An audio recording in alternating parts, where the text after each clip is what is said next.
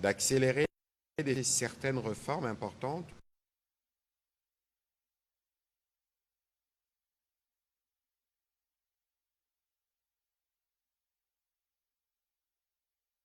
nous engager déraisonnable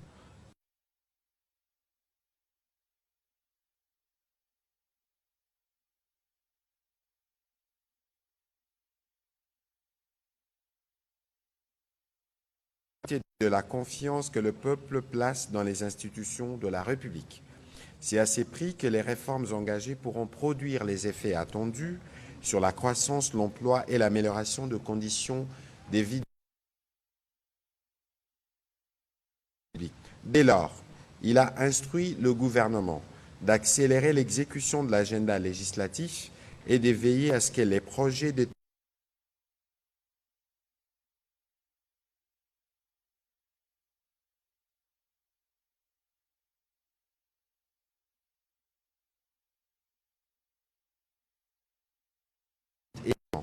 a été engagé à requérir de chaque membre du gouvernement l'établissement d'un inventaire exhaustif des réformes de son secteur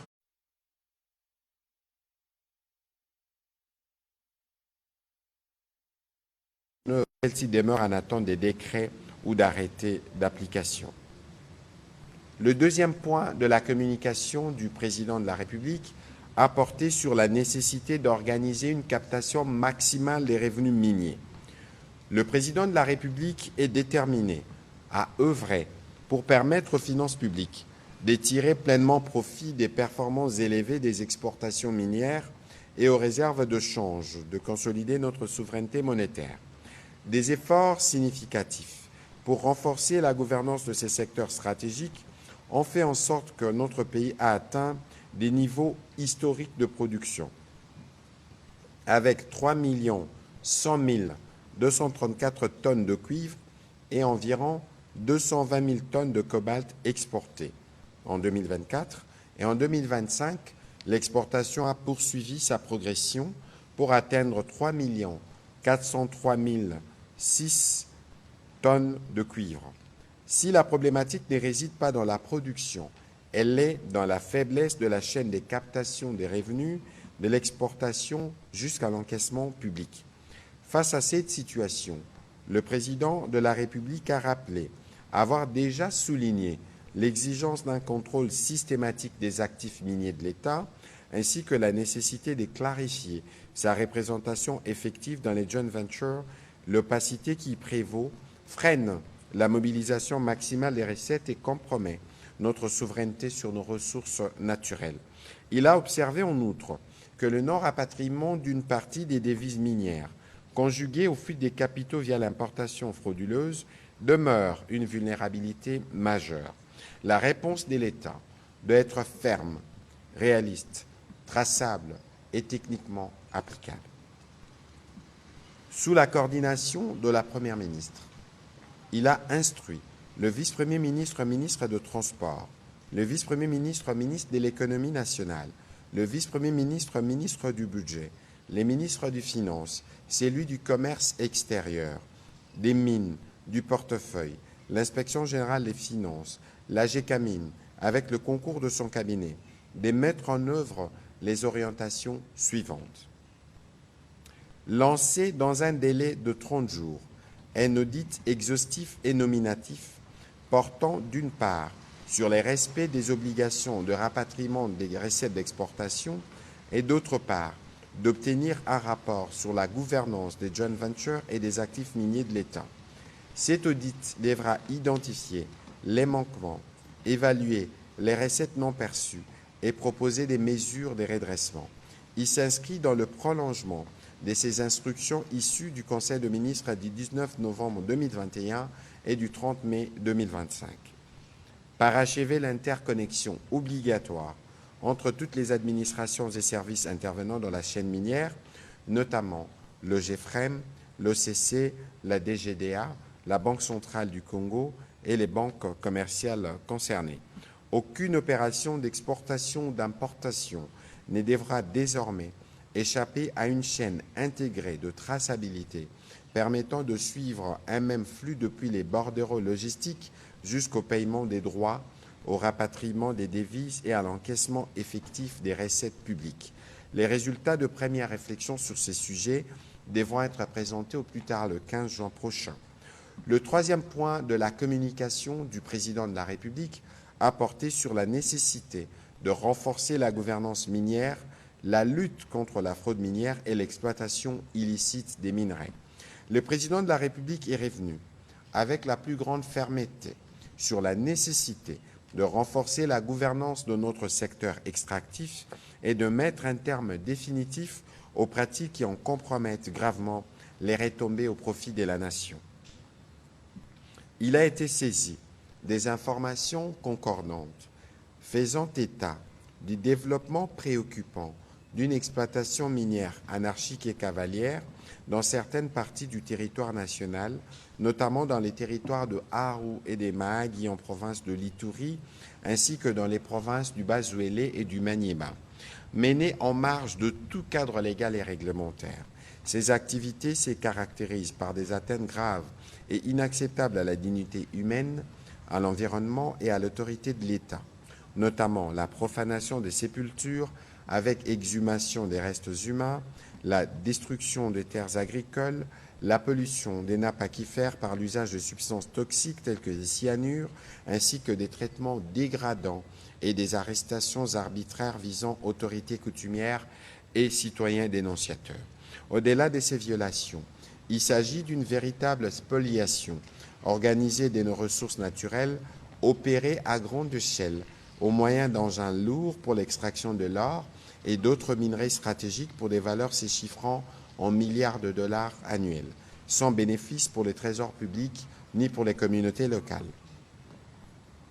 Pour le président de la République, cette situation est inacceptable, tant qu'elle porte atteinte à notre souveraineté économique, compromet la soutenabilité de notre environnement et fragilise la cohésion sociale dans les zones concernées. Elle doit donc cesser immédiatement. Il a tenu à cet égard à saluer l'initiative du ministre de Mines qui a déjà mis en place une commission mixte associant les autorités provinciales, l'administration minière ainsi que les forces de défense et de sécurité en vue d'identifier les responsabilités des proposés des mesures correctives appropriées.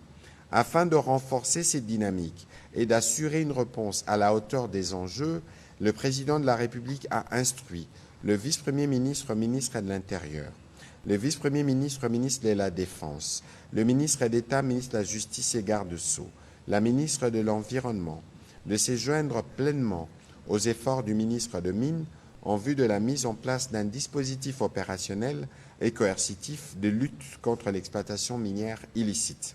Ces dispositifs devra intégrer la saisie systématique des engins utilisés dans ces exploitations illégales, la traçabilité et la sécurisation des sites concernés, l'identification, la poursuite judiciaire et la sanction, sans complaisance, de tous les auteurs, co-auteurs, complices et de leurs réseaux de soutien, ainsi que la redistribution, dans un cadre légal et transparent, des équipements saisis au profit des structures congolaises qualifiées engagées dans une exploitation responsable et conforme aux normes environnementales et sociales. Par ailleurs, le ministre de Mines a été invité à soumettre dans les meilleurs délais des propositions concrètes visant à doter l'inspection générale de Mines de moyens humains, techniques et financiers nécessaires à l'accomplissement efficace de sa mission. Le quatrième point de la communication du président de la République a porté sur la structuration des corridors stratégiques comme accélérateur de l'intégration territoriale et de la transformation économique nationale. Dans le prolongement des orientations arrêtées lors de la 40e réunion du Conseil de ministres tenu à Lubumbashi le 18 avril 2025, le président de la République a réaffirmé que nos corridors ne sauraient plus être des simples voies d'évacuation, ils constituent des artères vitales appelées à structurer durablement notre économie et à renforcer la souveraineté de l'État.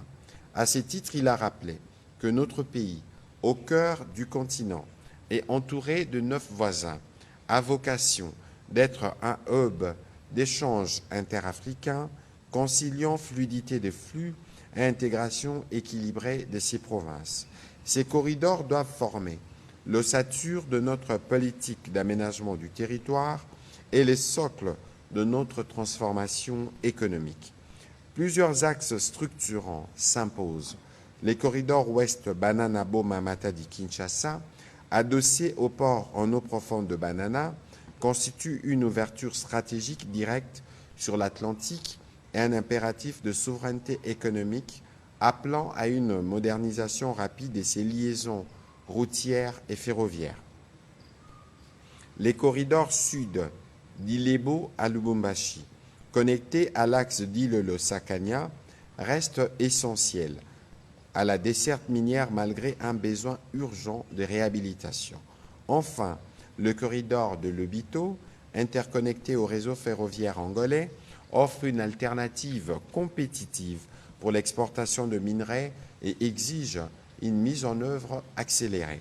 D'autres corridors complètent cette architecture, notamment les axes est Lubumbashi-Kisangani-Vakindu, central via Kigoma et les corridors transafricains ATTCN, appelés à renforcer l'intégration continentale en lien avec la SADC et la CEDEAO et à réduire les coûts logistiques.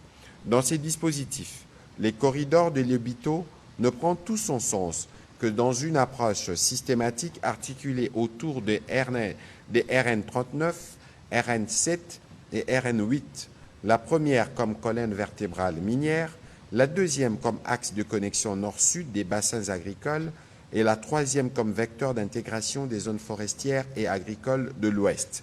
Ensemble, ces infrastructures constituent une chaîne logistique continue au service d'un espace économique intégré et compétitif. Face à ces enjeux, il est impérieux de passer résolument de l'intention à l'action.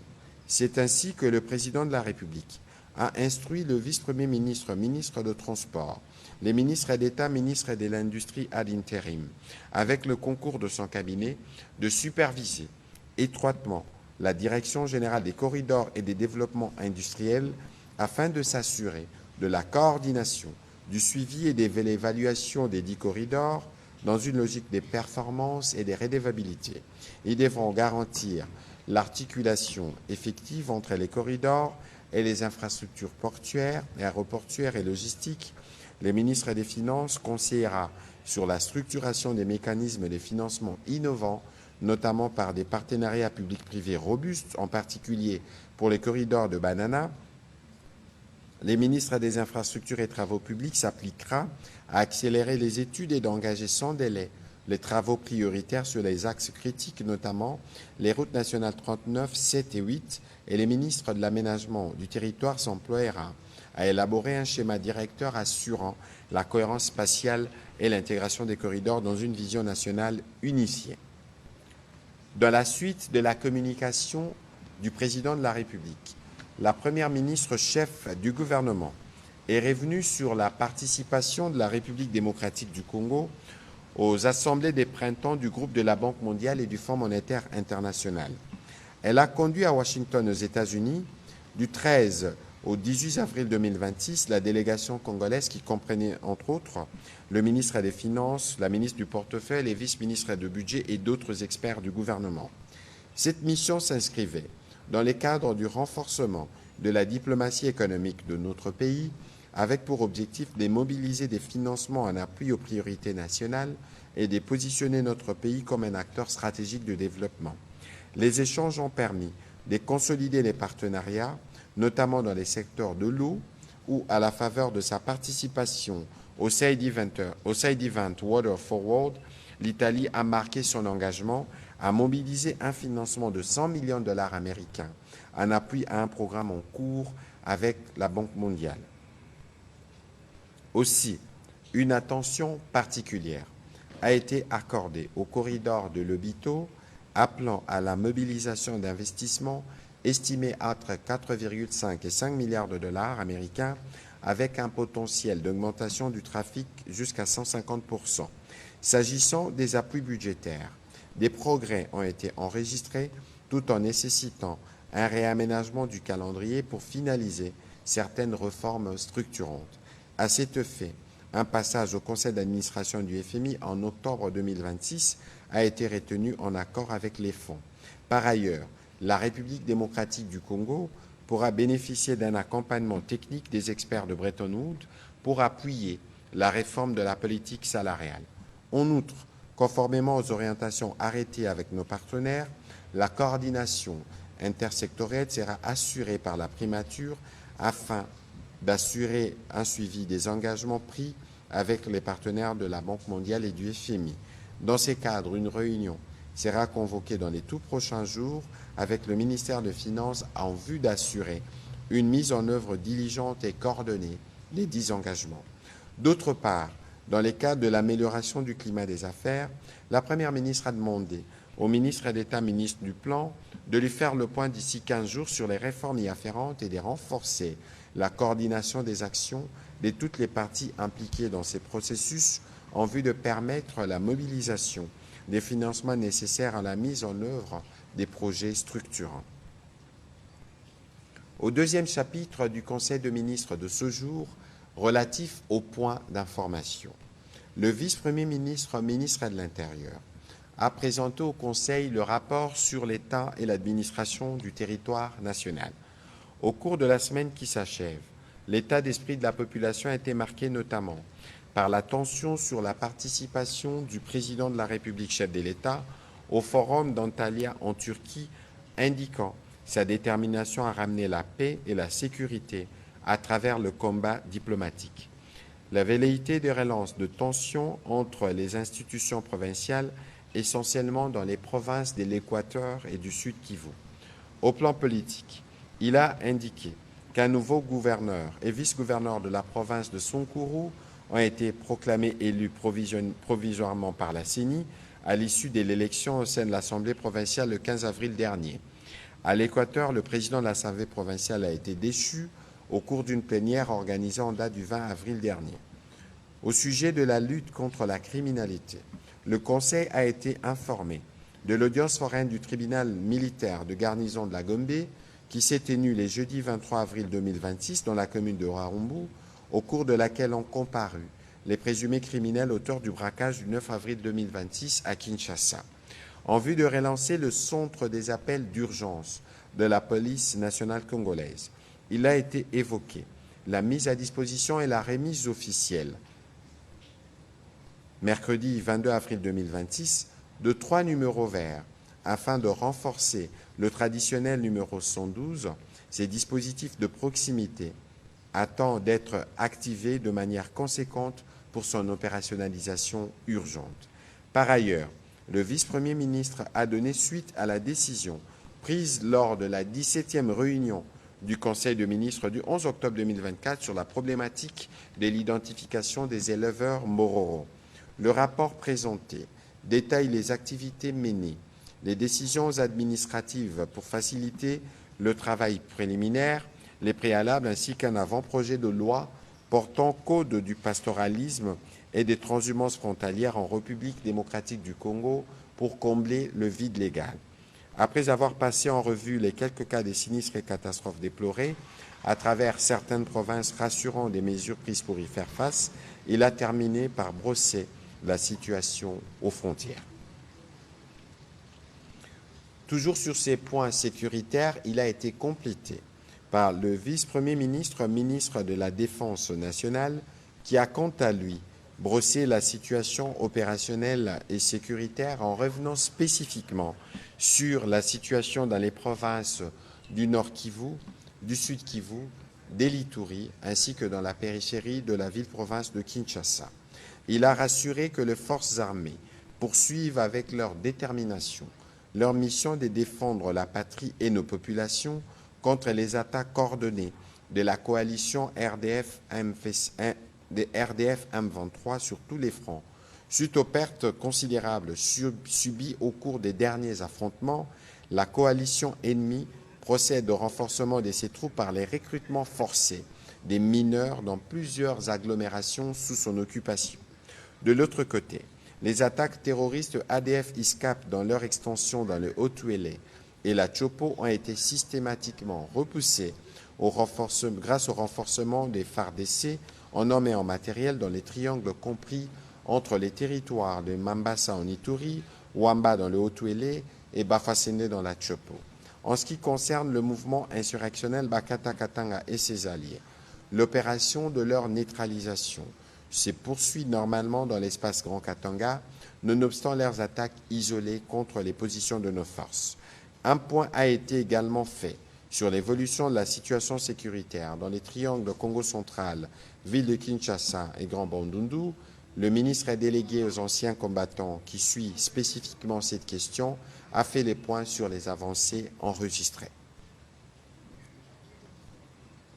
Évolution de la situation récente sur le marché d'échange ainsi que de biens et services. Intervenant comme invité, le gouverneur de la Banque centrale du Congo a fait le point de la conjoncture économique qui demeure globalement stable malgré des légères tensions inflationnistes et une évolution contrastée du marché d'échange. Au 17 avril 2026, l'inflation hebdomadaire s'est établie à 0,24% en légère accélération par rapport à 0,17% la semaine précédente. En glissement annuel, elle s'est située à 2,36% en nette baisse par rapport à 10,18% un an plus tôt et demeure largement inférieure à la cible de moyen terme de 7%. Entre-temps, les taux de change du franc congolais s'est fixé à 2306,14 francs congolais pour $1 américain à l'indicatif et à 2318,13 francs congolais sur le marché parallèle au 16 avril dernier. Par rapport à la semaine précédente, la monnaie nationale s'est dépréciée des 0,23% à l'indicatif et des 0,04% au parallèle. En rythme hebdomadaire, les cours mondiaux des principaux produits de base intéressant l'économie congolaise cuivre hors cobalt se sont globalement bien comportés. Par ailleurs, les membres du Conseil ont aussi été informés de l'assouplissement modéré du taux directeur de 1,5%, passant de 15% à 13,5% décidé lors de la réunion du comité de politique monétaire du 9 avril 2026. La Banque centrale du Congo poursuit une gestion active de la liquidité bancaire appuyée par un renforcement de la coordination avec la politique budgétaire en vue de consolider la stabilité macroéconomique. Elle assure également le maintien d'une politique de change prudente et proactive visant à contenir les pressions sur les marchés d'échange et à préserver la stabilité du taux de change. Pour conclure, les gouverneurs de la Banque centrale du Congo a salué l'émission par les gouvernements du premier eurobond congolais qui marque une avancée considérable pour notre pays, non pas parce qu'on a réussi à accéder au marché financier, mais parce que cela traduit la stabilité de notre marché et l'efficacité de notre stratégie économique. Situation épidémiologique en République démocratique du Congo. Le ministre de la Santé publique, Hygiène et Prévention sociale a présenté la situation sanitaire dans le pays caractérisée spécialement par l'épidémie de choléra. Comparé à la semaine précédente, la tendance à la 15e semaine est marquée par une baisse des cas, passant de 968 à 915 avec 4 décès enregistrés, soit une létalité de 0,4% contre 1,5% la semaine précédente. Cette tendance est observée à Kinshasa, dans le Haut-Katanga, le Tanganyika et le Haut-Lomami, la province du Nord Kivu étant la plus touchée au cours de cette semaine avec 215 nouveaux cas suspects et un décès. Concernant la ville-province de Kinshasa, la tendance est à la baisse avec 33 nouveaux cas suspects, aucun décès durant cette semaine contre 36 cas et 2 décès à la 14e semaine. Par ailleurs, 10 malades actifs sont actuellement pris en charge dans les centres de traitement du choléra à Kinshasa contre 16 la semaine précédente. S'agissant spécifiquement de la situation dans la prison de Mbanzangung au 17 avril, le cumul des cas est resté à 160 dont 13 décès. Tous les 4 pavillons de la prison ont été touchés. Toutefois, après 16 jours d'accalmie, sans notification de nouveaux cas suspects, une résurgence de l'épidémie est observée depuis le 18 avril avec 8 nouveaux cas portant ainsi le cumul à 168 cas. Note d'information relevant du secteur de sport. Au nom du ministre de Sport en mission, la ministre de la Culture, des Arts et du Patrimoine a présenté une note d'information relative à la préparation de l'équipe nationale, les Léopards A, à la Coupe du Monde FIFA 2026. À cet fait, les grandes lignes du calendrier des préparatifs techniques et protocolaires ont été évoquées et les lieux ainsi que les équipes choisies pour les matchs apicaux ont été identifiés. Revenant sur les inquiétudes liées à l'indisponibilité de billets ou sur le coût élevé de ces tickets d'accès proposés par les revendeurs, elle a précisé que la FIFA a ouvert un accès sur son portail de vente à la RDC à travers le portail de la Fédération congolaise de football association. Pour notre premier match de groupe face au Portugal, prévu le 17 juin 2026 à Houston, au Texas, près de 5000 billets ont été mis à la disposition de supporters congolais. Les conditions et précisions pour l'achat de ces tickets au grand public seront communiquées sur le portail de la FECOFA. Sur un autre volet, la ministre de la Culture a, au nom du ministre de Sport, salué la synergie qui se dégage entre son ministère, celui de la Culture, de la Communication ainsi que du Tourisme. Cette entente vise une meilleure présentation de notre pays sous plusieurs aspects et divers secteurs au cours de la Coupe du Monde 2026. Enfin, au sujet du déplacement de supporters et animateurs, elle a fait le point de la réunion tenue par le ministère de Sport en présence de la vice-ministre des Affaires étrangères avec les chargés d'affaires de l'ambassade des États-Unis et du Canada. Note d'information relevant de l'économie nationale. Le vice-premier ministre, ministre de l'économie nationale, a informé les conseils des résultats du 3e forum économique entre la République démocratique du Congo et la République d'Angola, placé sous les thèmes intégration sous-régionale et développement du commerce transfrontalier. Lancé par la première ministre chef du gouvernement, les travaux de ce forum ont réuni 400 participants et ont permis de dégager des constants structurants suivants. Les échanges bilatéraux restent majoritairement marqués par une informalité élevée, la fraude persistante et des contraintes administratives et financières importantes. Cette situation limite la captation des recettes publiques, fragilise les opérateurs formels et freine l'exploitation du potentiel économique de la zone frontalière. À l'inverse, le potentiel de coopération est considérable, notamment à travers les corridors dits le Lobito, identifiés comme leviers stratégiques des désenclavements et d'exportation pour la RDC, la coopération énergétique avec l'Angola, susceptible d'atténuer rapidement les déficits énergétiques nationaux, l'intégration financière essentielle à la formalisation des échanges, les développements de l'économie bleue porteurs d'opportunités en matière de sécurité alimentaire et de diversification des exportations. En marge des travaux, la partie angolaise a transmis un projet de nouvel accord commercial destiné à remplacer celui de 2021. Son examen n'a pas pu intervenir durant le forum en raison des délais courts et de l'ampleur des engagements nouveaux proposés nécessitant une analyse plus approfondie. Le vice-premier ministre, ministre de l'économie, a brossé les recommandations qui ont été formulées par les participants pour opérationnaliser de manière optimale notre coopération économique bilatérale. Note d'information relevant du secteur des affaires sociales. La ministre d'État, ministre des Affaires sociales, Action humanitaire et solidarité nationale, a fait le point sur la situation humanitaire en République démocratique du Congo au cours de la semaine du 12 au 18 avril 2026. En effet, plusieurs alertes ont été enregistrées, notamment les mouvements des populations, les inondations, les vents violents ainsi que les naufrages. Au sujet du mouvement des populations, elle a évoqué les déplacements d'environ 350 ménages à Niemba et 1800 à Muyombo, dans la province du Tanganyika, suite au conflit intercommunautaire entre les communautés Twa et Bantou qui ont affecté 2 axes majeurs. L'enregistrement de 68 287 personnes déplacées internes à Bafouassende dans la province de la Chopo, fouillant les atrocités des milices Codeco, dont quelques-uns se dirigent vers la ville de Kisangani, s'ajoutant sur les 4 380 personnes déplacées enregistrés une semaine plus tôt, fuyant les actes de violence extrêmes perpétrés par les terroristes ADF. Les déplacements d'environ 12 700 personnes à Puerto et de 460 personnes à Mitoaba, dans la province du Haut-Katanga, suite aux violences perpétrées par les milices Bakata-Katanga.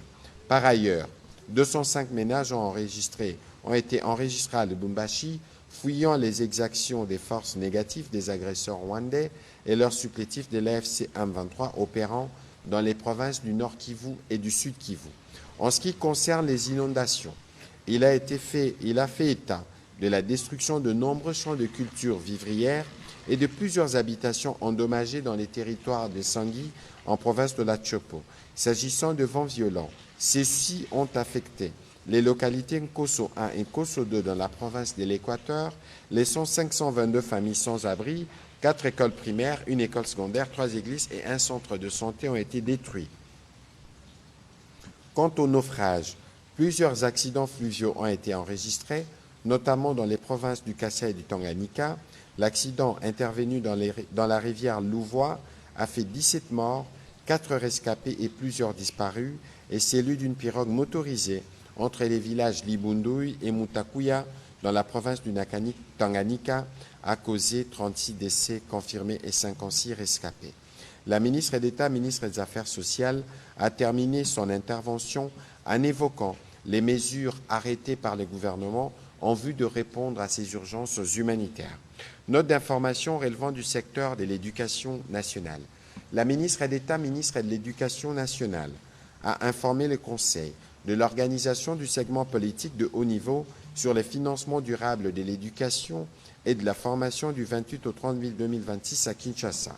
Ces assises s'inscrivent dans une séquence stratégique majeure pour les secteurs, marquée notamment par l'achèvement du cycle de mise en œuvre de sa stratégie sectorielle de l'éducation et des formations 2016-2025, la revue du pacte de partenariat, cadre de coordination entre le gouvernement et les partenaires du secteur pour la transformation du système éducatif, ainsi que la préparation de la stratégie sectorielle intérimaire de l'éducation et de la formation 2026-2030. À cet effet, les segments politiques de haut niveau constituera le cadre de concertation et d'arbitrage destiné à examiner les conditions du financement durable de l'éducation et de la formation dans une approche intersectorielle couvrant l'éducation nationale, l'enseignement supérieur et universitaire, la formation professionnelle, ainsi que l'alphabétisation et l'éducation non formelle. Il devra notamment permettre de renforcer la cohérence entre les réformes en cours, les priorités nationales et les perspectives de planification sectorielle à moyen terme, tout en soutenant la préparation des options stratégiques nécessaires et en favorisant la mobilisation de partenariats stratégiques et nationaux et internationaux en faveur du capital humain. Note d'information relevant du secteur de la formation professionnelle. Le ministre d'État, ministre de la formation professionnelle, a présenté au Conseil le programme Infrastructure Talent.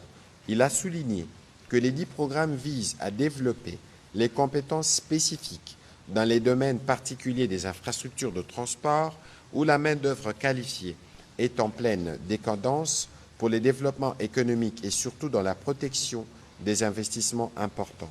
Aussi vise-t-il à apporter une réponse au profil de haut niveau et de l'ensemble des métiers nécessaires au bon fonctionnement des infrastructures de transport, ingénieurs spécialisés, gestionnaires des infrastructures, experts en logistique, professionnels en conduite complexe, techniciens qualifiés, opérateurs d'équipement, conducteurs d'engins, transporteurs, conducteurs de poids lourds, cheminots, grutiers et tant d'autres.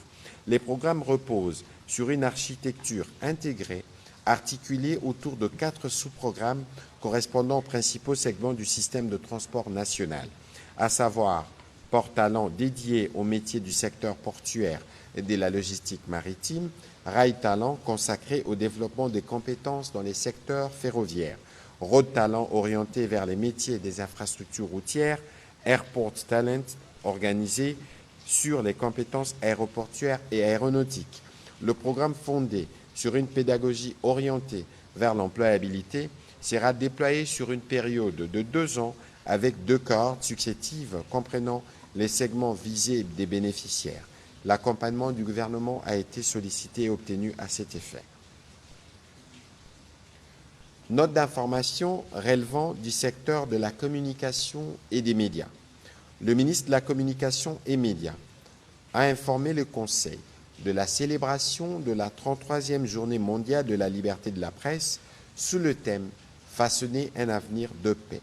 Cette célébration en République démocratique du Congo tient compte des conclusions de la réunion des organisations professionnelles des médias tenue à Kinshasa le 7 avril 2026 ayant convenu de structurer une réponse concertée du secteur face aux enjeux sécuritaires et informationnels actuels.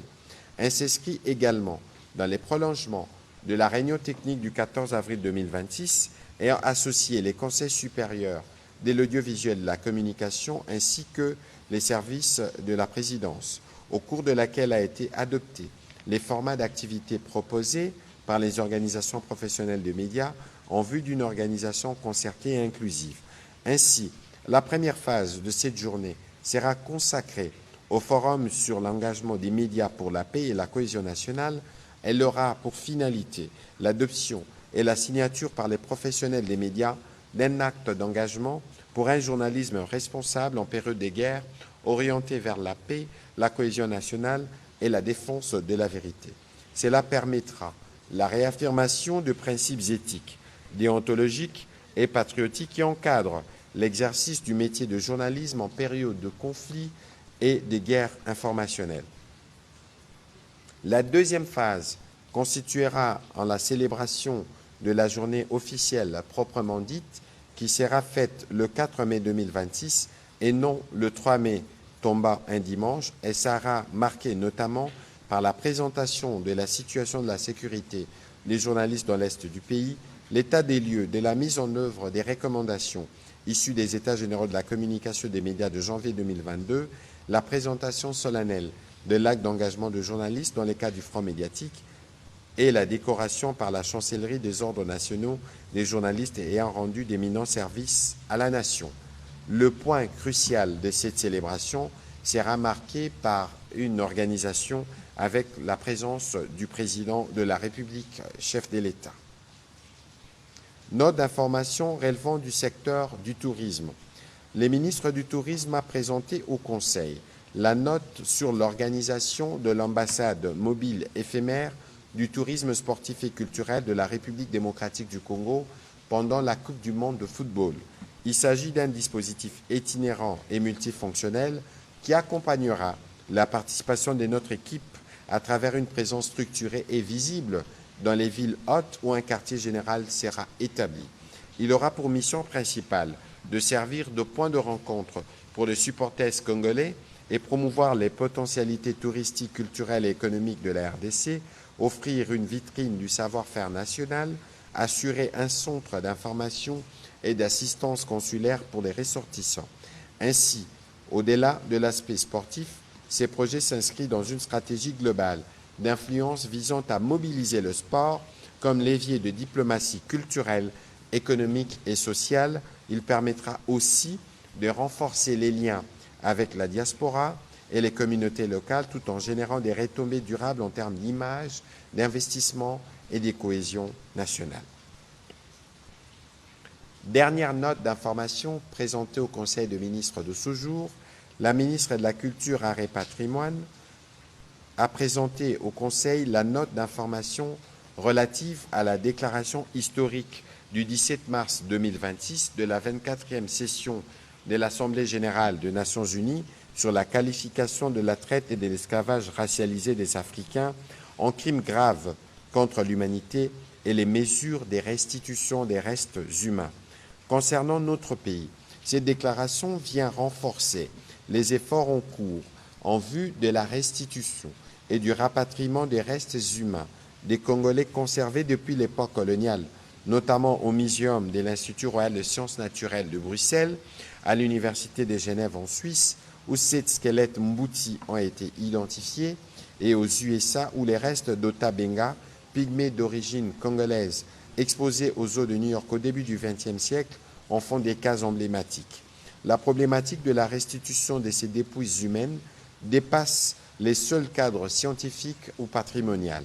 Elle s'inscrit dans un impératif éthique fondamental basé sur le respect de la dignité humaine. Les dépouilles humaines ne peuvent donc être assimilées à des simples objets de collection. Dans cette perspective globale, la RDC a le devoir mémorial d'engager dans un esprit de responsabilité historique, de respect mutuel et de coopération entre États un dialogue constructif avec des autorités compétentes des pays concernés en vue du retour progressif de ces dépouilles humaines vers leur terre d'origine, d'où la nécessité des actions engagées quant à ceux. La présence de celles-ci dans des musées et laboratoires est une anomalie historique qui ne peut demeurer dans les domaines de l'oubli collectif, a conclu la ministre de la Culture, Harry Patrimoine. Au troisième chapitre du Conseil de ministres de ce jour, relatif à l'approbation d'un relevé des décisions, les membres du Conseil ont approuvé le relevé des décisions prises lors de la troisième réunion extraordinaire du Conseil de ministres du mercredi 15 avril 2026. Au quatrième chapitre du Conseil de ministres de ce jour, relatif à l'examen et à l'adoption des dossiers, 2 dossiers ont été soumis à l'examen du Conseil. Le premier, relevant du secteur de la pêche et de l'élevage, où les ministres ont présenté pour examen et approbation les dossiers relatifs à la problématique de la mise en service des bateaux de pêche commandés par le gouvernement, en exécution de son programme d'amélioration de la sécurité alimentaire et nutritionnelle. Notre gouvernement avait passé des commandes des bateaux de pêche en Espagne et en Égypte. Les 2 commandes portent sur les mêmes catégories des bateaux. En ce qui concerne la commande passée en Égypte, les bateaux de pêche, soit 3 bateaux de 27 mètres et des 5 bateaux de 8 mètres, avaient déjà atteint le territoire national. En prévision de leur mise en service, le ministère de la Pêche et l'Élevage avait fait appel à 3 sociétés en vue de s'assurer de leur capacité de navigation maritime et de la rentabilité économique. De ces 3 sociétés, seule la société Mercure Logistique avait répondu et accepté de réaliser une expertise au terme de laquelle elle s'est prononcée sur la catégorie de ces bateaux, à savoir des seineurs qui ne pêchent que des pélagiques jusqu'à la profondeur de 200 mètres, contrairement aux chalutiers qui exploitent les ressources halieutiques jusqu'à 500 mètres de profondeur. Les ministres de la Pêche et l'Élevage a de ces faits présenté au Conseil les détails préalables à la mise en service de 10 bateaux. Après débat et délibération, le Conseil de ministres a adopté ces dossiers. Dossier relevant du secteur de la politique de la ville. La ministre est déléguée près de la ministre des Affaires sociales, Solidarité nationale et Affaires humanitaires, chargée des personnes vivant avec handicap, a, au nom de la ministre déléguée, près de l'urbanisme et habitat en charge de la politique de la ville, présenté au Conseil le dossier afférent à la tenue en République démocratique du Congo de la conférence des maires des villes d'Afrique centrale en 2027. Elle a rappelé que dans le cadre de la mise en œuvre du programme national de modernisation des villes, notre gouvernement réaffirme sa volonté de promouvoir un développement urbain structuré, inclusif, résilient et durable en dotant les entités urbaines d'infrastructures modernes adaptées aux exigences de gouvernance contemporaine. En perspective de l'organisation de la prochaine conférence des maires d'Afrique centrale, événement d'envergure régionale réunissant les décideurs urbains, les partenaires au développement ainsi que les acteurs de la gouvernance locale, la ville de Guémena a été choisie pour abriter ces assises. Cependant, cette ville fait face à un déficit en infrastructures administratives modernes. L'absence d'un bâtiment institutionnel approprié pour la mairie constitue une contrainte majeure au bon fonctionnement des services municipaux, limitant ainsi leur efficacité, leur visibilité et leur capacité d'action.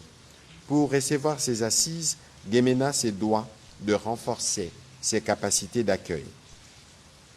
Partant, la construction d'un bâtiment administratif moderne pour la mairie apparaît comme une nécessité fonctionnelle et un impératif stratégique permettant d'inscrire durablement la ville dans une dynamique de modernisation, des rayonnements régional et de compétitivité territoriale.